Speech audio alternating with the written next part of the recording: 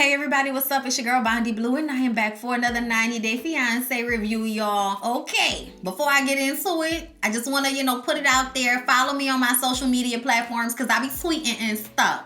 Follow me on Twitter at Bondy Blue. Follow me on Instagram at Bondy Blue. You can follow me on Facebook. I don't really be on there like that, but everything that I put on Instagram, I share on Facebook. Okay? And also don't forget to check down below because y'all are always asking about my glasses, my prescription frames. Yes. Okay, are from Firmoo, and you can use my link down below in the description box. I'd appreciate it. I'm an affiliate, and I need some more glasses.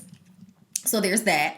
But yeah, okay, also Omiyage, okay, if you would like to try the natural hair care products that are Omiyage that keep my tresses oh so moisturized and fabulous, then go ahead and check down below in the description box for the link to the website. Support Black-owned businesses, support my channel. I love y'all. Now that we've said all of that and I've talked for at least a minute, I can get into 90 Day Fiance with a little bit more profanity than I otherwise would. Okay, so Mike and Natalie. I don't know why we're still talking to them.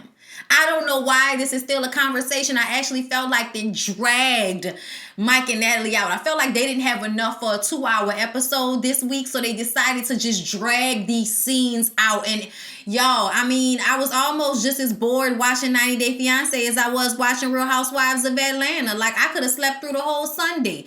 Today is Monday, and I really hope that Love and Hip Hop at New York and Miami give me something to be excited about, girl. Cause okay, and gentlemen, whoever's watching me.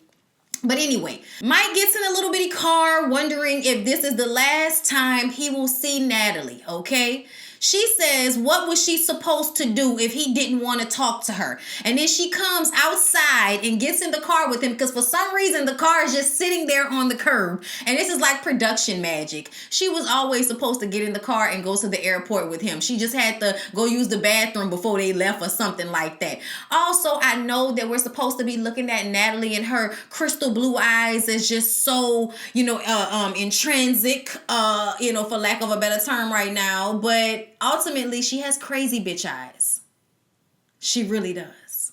But she gets in the car with this goofy smile on her face, like he's just supposed to be happy that she's there. Even though last episode, she could not say if she loved him or not, which hurt him a lot. They've had many conversations over the past 2 years where she's told him she loved him. So now, for her not to be able to say that, he's completely taken aback. But she jumps in the car like nothing ever happened. Like, oh, you're just supposed to be happy and, everything is okay and you are a good man and everybody loves you. Your family loves you. You are such a great man. And it's like, why do you think this so-called stroking of his ego is actually working? Pay attention to the room. Read the room. Facial expressions, body language. Mike is upset, and nothing that you are saying is making it any better. He honestly felt like she was being immature and taking his feelings for a joke, which I felt like she was as well. So then to make matters even worse, she jokes and says that she should have gotten an older man, like he's too emotional,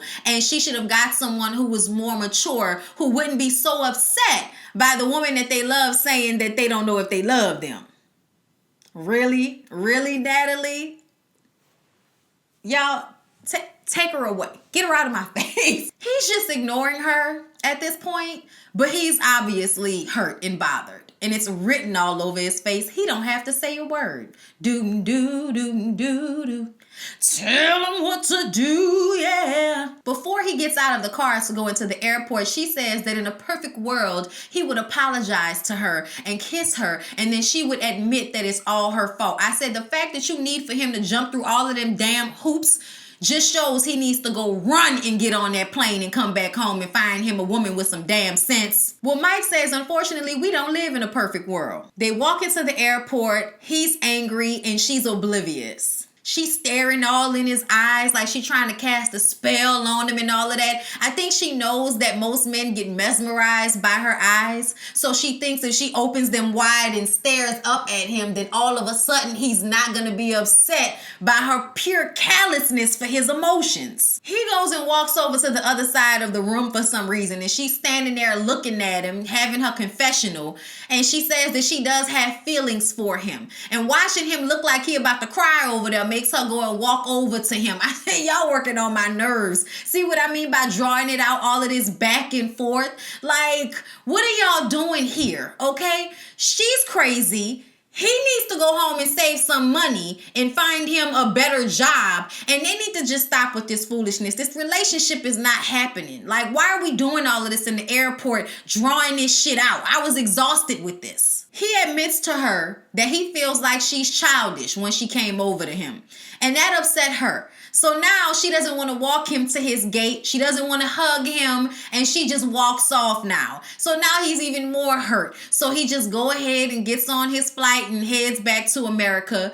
He gets home and confides in his uncle. Y'all know, the one who missing the teeth, who look like he's just been strung out drunk or on something else in the barn the entire time that Mike has been gone, okay? And, you know, I can't really tell you much of what that uncle was saying, except for the fact that he done had him a few women in his life, and, you know, you just gotta know when to hold them, know when to fold them, know when to walk away, know when to run. You gotta count your money when you touch the turntable. I'm sorry, y'all. New Orleans people turn everything into a bounce. Never mind. Let me tell you something, Mike. Let it go. I know you're in your emotions right now. You don't know what you're going to do with your relationship with Natalie. Let it go. That's what you need to do. Don't talk to her. Don't end up falling back in love over the phone and all of that, because everything is sweet when y'all not in front of one another. But as soon as you get in somebody's space and you can't just hang up the phone when you feel like it, all of a sudden shit gets real. So I would just hope that Mike will go ahead and try to get his finances together and find him a girl that is closer to home, because you don't have enough money to have a woman overseas. Jasmine and Blake. Oh my God.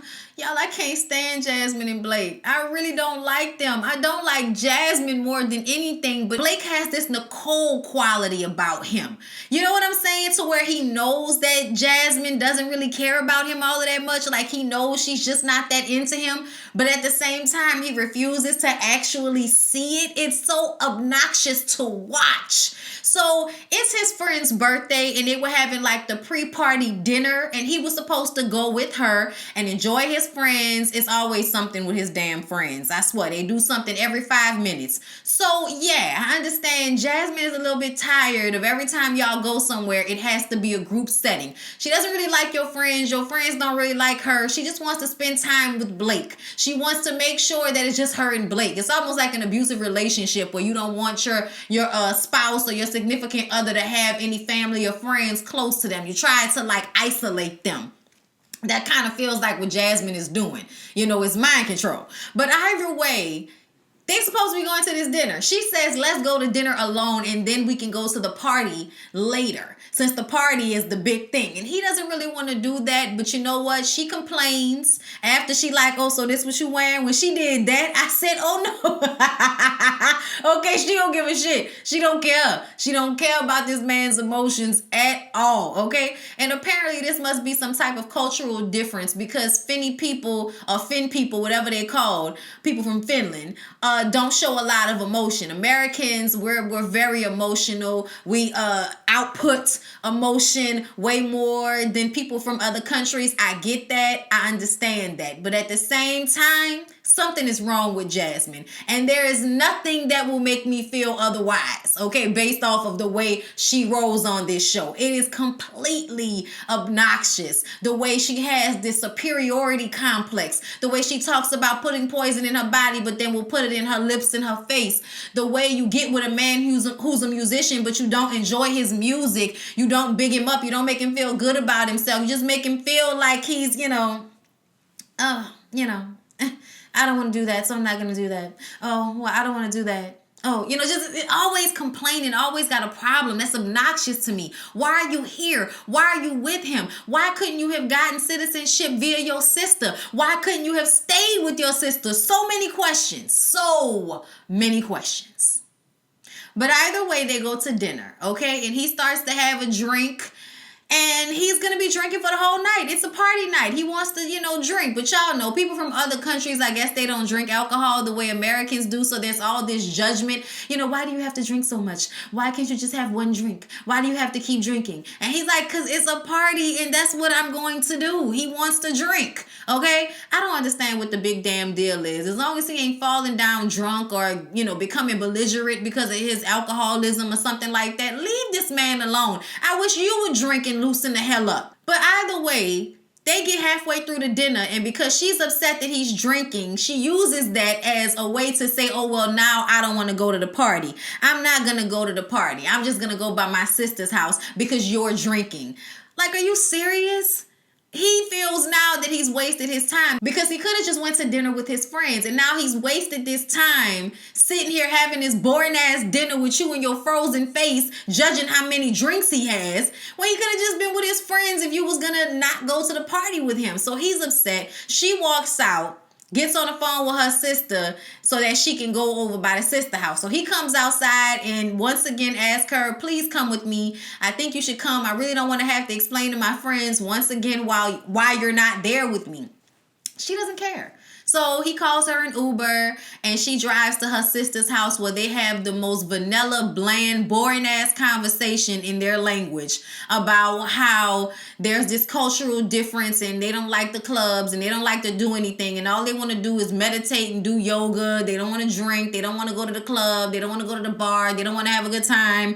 And he's not into all of the, slow-paced things that she's into. It's like, well, obviously, you should have known that already before you came over here, which makes me feel even more so that you are just trying to use this man for a green card in a way of life until you can find somebody better to leech on to. Then she had the audacity to say that it was selfish of him to ask her to go to the party. Girl, your whole life is selfish. Like, your whole existence is me, what I want. Like, you are obnoxious as shit. I'm so over Jasmine. I'm so over Jasmine and Blake. She needs to feel like she's a priority for Blake. Blake needs to go to school, get a trade.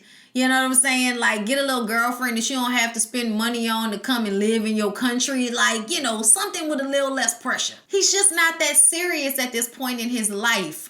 And it just seems like they're in two different places. She's looking for a 40-year-old man, okay? That's what she's looking for. And he's looking for somebody that's going to party and enjoy his party lifestyle with him for the time being. Jasmine ain't that. So y'all, let's move on to Sinjin and Tanya, where things get increasingly more tenuous with the two of them. Sinjin has forgiven Tanya's annoying ass for the moment because y'all know they got into it on their way from the airport because she wants to make sure that he's serious about getting a job even though legally he cannot get a job yet. They talked to an astrologist online about their relationship. They get a relationship chart drawn up. Y'all, I just was YouTubing. I saved some videos. I have to go back and watch about how to do my birth chart. I have it in an astrology book, but it's still kind of difficult for me to understand. So I feel like I want to watch somebody do it first and then go back and read, and then now have a better understanding. I'm somebody that learns from doing more than anything else. It's a lot more than just, your sign. It's a lot more than that. But the lady says that there is a lot of fighting and in their relationship, okay? And their souls might have brought them together, but their personalities will keep them together. So yes, y'all might be soulmates because we all have soulmates. The souls that you are constantly coming into contact with throughout the various lives that your soul lives. Those are your soulmates, okay? They can be your parents, you know what I'm saying? Like your spouse, whoever, but they'll be in different capacities throughout your life. A lot of people believe that. But Tanya doesn't feel like Sinjin is a soulmate. She doesn't know. Apparently, she's already met her soulmate, and that was her first love. And she says that in the confessional with Sinjin's arm wrapped around her and the man's face completely deflated. I said this, bitch. Just no awareness for his feelings at all. You are on camera telling everybody that your soulmate is somebody that you're not with, while the person you are with is standing there next to you. What the hell is wrong with Tanya, y'all? What is her issue? Where is your brain at, bitch? Like, I would have told, it doesn't even matter if that's really how you feel. You shouldn't have said that in front of him. What's wrong with you? Sinjin needs to leave her just based off of the fact that she doesn't care enough about his emotions to lie to him about shit like that. Sinjin said he needed a break after that. So he goes into the shed and gets on his phone. And now he's ignoring her ass. As he should. He need to be on there trying to find some flights back home. That's what he need to be doing. If it's not one thing, it's another with Tanya. She's exhausting. She's exhausting. I don't know who impregnated her, but much luck to you, sir. Much luck. So y'all, Angela and Michael. Angela is steadfast on getting to the bottom of why Michael went in for 20 minutes and came out denied for this K1 visa. So Angela goes into the U.S. Embassy under the idea that she's supposed to be able to walk in and talk to somebody. So she walks in. It's an emergency. It's an emergency. The people come out to talk to her. And when she says it's about a K1 visa process, from what I understand, the lady must have been like, girl, that ain't no damn emergency. You got to make an appointment like everybody else. And Angela was upset by that, okay? Now she has to send in a letter to request an appointment to actually talk to somebody about whatever was going on with Michael's K1 visa process. So she goes back outside to him all upset while he's sitting there on the bench with his Merce. And she's upset that he wasn't standing right there at the door waiting for her. He was a few feet away sitting on a bench. I said, Angela, you work on my damn nerves. Michael and Angela are supposed to be going to dinner at his mom's house to have dinner with the rest of his family. And before they go, Michael wants to go and buy Mama a microwave because she's always wanted a microwave. So they go to the little shack where they sell all the electronics and everything. And Angela is starting to feel like she's getting tricked. Okay, now the microwave is like what, 30,000 or whatever they dollar is, and she only got 15. And then Michael is like, oh, we need to get a kettle for my auntie, so they get an electric kettle too. And Angela hands over 15,000 of whatever the money was, and the man was like, only because it's the first time you've been to me. But the way he snatched that money and started to count it made me feel like the price was actually much cheaper than she gave him. But you know what? Whatever. She felt a little bit like she got took because Michael got her there and then got her to be paying for all of this stuff. Well, it's like, come on now, sugar mama, you know your position, play it. So they get to the house and mama is really excited about that microwave. You know, I like her. Yeah, of course you like her. She brought you a damn microwave, okay? His aunt invites Angela into the kitchen to help them cook. And, you know, I don't even eat Nigerian food. I don't cook. I don't eat Nigerian, you know. She works on my nerves with that. It's one thing to not cook. We can tell you probably can't cook, okay? You know, some people just got that air about themselves that they put ketchup on SpaghettiOs. Angela's that. We got that. But the fact that they're, you know, I don't even eat Nigerian food, so I can't help you prepare. Now, she still went in there and helped. But to me, she always has such an anti-Nigerian attitude, and that works on my nerves. It really, really does. They cook up some plantains and some other, you know, nice looking food. And they sit down at the table and they talk. And the conversation is basically that if Michael doesn't get this K1 visa process rectified, they'll have to get married in Nigeria. Angela doesn't want to get married in Nigeria. Well, if they can't get married in Nigeria, maybe Michael needs to find him a family and a woman here. Okay? One of the family members said that with a great big smile on his face, which pissed her off. The funniest thing about this scene to me was when Angela was telling Michael's mama that she had just gotten some Botox, and the mama was like, yes, you know, you look younger, in her language. But the thing about it is, Angela can get as much Botox as she wants to. She's still gonna look older than everybody sitting at that table that was younger than her. It was just so funny to me. I'm like, oh yeah, tell the African people with the smooth skin and barely their wrinkles about how you had to go get Botox. I was just like, furthermore, for the uncle to want Michael to go find some girl out here in Nigeria. Child. I don't know what's going to become of them. I really, really don't. At this point, I'm just kind of exhausted of it. So y'all, Emily and Sasha. So they visit Portland to get away from Sister Betsy because Sister Betsy and Sasha are constantly getting into it. And Betsy doesn't want her sister to be with Sasha. Now that she's met him and realizes how much of an asshole he is, she wants her sister to choose better. Even though it does kind of come off a little bit like she's jealous, I don't think that's what it is. He's an asshole. Now they're in Portland, and this is apparently where Emily really lives, but her sister lives in South Bend, okay? But this is where they want to move and live with their family. The problem, neither one of them have a job. They're running out of savings, and he can't work until they get married, and then he gets his visa and his green card so that he can work. And I'm just like, why are you not working again? Like, I just don't understand people that can just be free flowing, no care in the world, no job, no money coming in. Like, I don't know what's going on with Emily and Sasha. But she tells him because of that, they need to hurry up and get married as soon as possible. But she says ASAP. Well, he didn't know what ASAP meant. Okay? She had to explain what that meant. He didn't understand why she couldn't just say as soon as possible. Child semantics. Later on, Betsy and Emily go shopping for her wedding dress. And the lady at the wedding dress place is asking her all these questions about the venue and everything. And it just kind of seemed like, is she about to plan your wedding too? Like, I was confused about why that lady was asking him all of them questions. But it was just an opportunity for Betsy to be sitting in a cut throwing shade, okay? When Emily gets up to try on the wedding dresses, everything she tries on, she's like, don't you think it should be a little bit more casual? Don't you think it should be a little bit more casual? I just think it could be a little bit more casual. It's a wedding. It can't be that damn casual, Betsy. Okay, give me a break. You're looking like a hater. You're looking like a hater. You're looking like somebody who ain't getting no D, no D, no D, no D. She needs some D, she needs some D, she needs some D. So she can worry about something else besides her sister. But I get it. They in your house working on your damn nerves, okay? So I understand where you coming from, Betsy. But you was just looking hella haterish in a little wedding dress shop place. But then she gets emotional when she sees Emily's veil be put on. And, you know, it's really real. And oh my God. And, girl, don't nobody want you to marry Sasha. I'm with Betsy with that. I don't want Emily to marry Sasha, but Emily is hell-bent on being stupid, so I'm going to just let her live. She's in love. Annie and Robert, okay? Annie and Robert's sister are going to have lunch with Robert and the sister's brother, Kenny. Kenny is very protective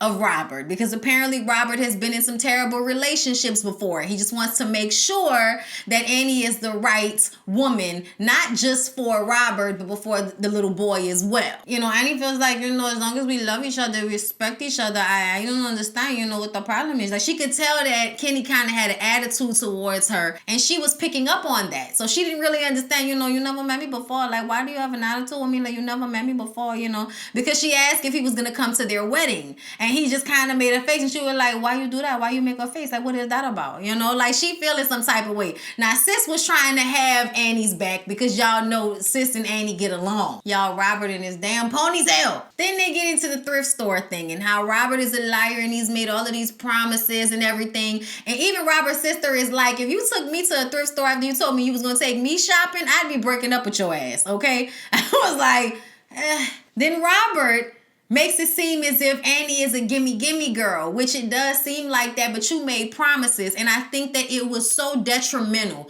for you to say that in front of Kenny that already has apprehension about Annie. Why would you do that? Annie brings up how, you know what, he lied about all of the kids he had right before I came. Then he tells me about all of the kids he has. You know, that was the issue for her. He was lying about that. Then the brother gonna bring up that he got 7 kids. And I'm like, what the shit does that matter? Are you out here lying to people about it? But ultimately, most people don't want to be with somebody that has 5+ children. That's a lot of kids. That is a lot of kids. And for somebody that is not their parent to deal with, that is a lot. Okay, Bryson, the baby, is a lot, but Annie does good with him, and that's fine. But I think it would be a whole different ball game if Annie had to deal with 2 or 3 more Brysons. I would have ran. I would have told her to run. I'm telling her to run now. But she says that Kenny having 7 kids is nasty. And he says, well, we don't know you. You could be a streetwalker. And she like, a streetwalker? Oh, why would you say that to me? You know what? I don't have to deal with this. I'm going to go. So she got up and walked away from the table because she felt like the brother was being defensive and disrespectful, which he was. Like, I don't understand what Robert has been telling Kenny.